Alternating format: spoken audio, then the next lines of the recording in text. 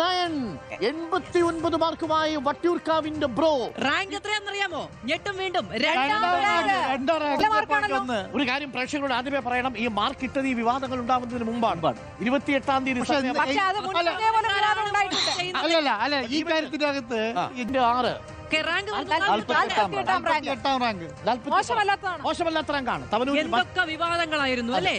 തവനൂരിൽ KT Jaleel ഉറപ്പിച്ച മാർക്കാണ്. എന്തുകൊണ്ട് കടകംപള്ളി സുരേന്ദ്രനെ കഴക്കൂട്ടത്ത് വീണ്ടും വീണ്ടും വീണ്ടും നിർത്തുന്നു? മണ്ഡലത്തെ നന്നായി നോക്കുന്ന കഴിഞ്ഞ നിയമസഭാ തെരഞ്ഞെടുപ്പിലെ ഏറ്റവും വലിയ ഭൂരിപക്ഷം, 60,000 സഭയുടെ ചരിത്രത്തിലെ തന്നെ റെക്കോർഡ് ഭൂരിപക്ഷം ശക്തമായ പോരാട്ടമാണ്. പിണറായിസത്തിന് മരുമകനിസത്തിന് എന്നൊക്കെയാണ് അദ്ദേഹം പറയുന്നത്. ഈ മുഹമ്മദ് റിയാസ് ഇവിടെ പൊതുവേ ഒരു പാറ്റേൺ കാണുന്നുണ്ട്. ഇന്നലത്തെ സമാനമായി ജയിക്കൂല, പക്ഷെ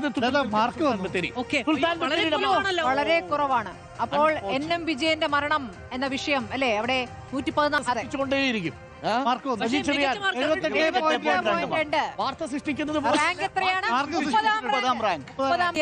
കൃത്യമായ തെളിവ് തന്നെ തള്ളിക്കളയുകയും ചെയ്തു. കൽപ്പറ്റ മണ്ഡലത്തിൽ നോക്കൂ, IC ബാലകൃഷ്ണൻ പിന്നിൽ പോവുകയും സിദ്ദിഖിന് മുന്നിൽ CPM-ന്റെ NK അക്ബറിന് മാർക്ക് എത്ര?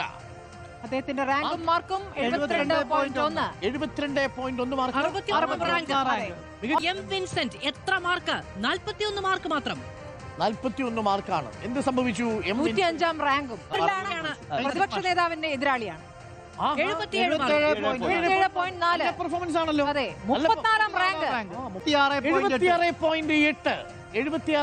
നല്ല പെർസെന്റേജ് ആണ് അല്ലേ? 76.8. അതായത് റാങ്കും നല്ല റാങ്കാണ്. 37-ാം റാങ്ക് ഭൂരിപക്ഷമായിരുന്നു എന്നുള്ളതാണ് OSM കഴിഞ്ഞ തവണ. വലിയ ഭൂരിപക്ഷമാണ്. 31,000. ആറ്റിങ്ങൽ മണ്ഡലത്തിൽ 66-ാം റാങ്കാണ്. Maximum performance 72.3.